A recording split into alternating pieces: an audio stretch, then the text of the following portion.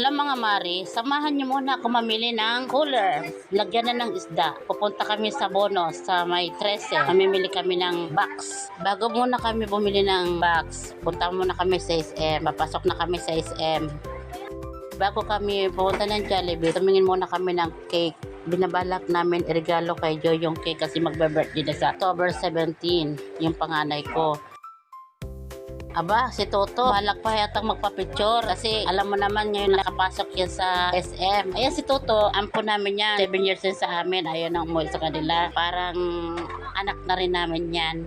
Dito na kami sa Jollibee, naka-order na ako ng pagkain namin. Nakalimutan ko mag-video kanina habang ino-order ko. Buti na lang naalala, nakuha ako pa ng video.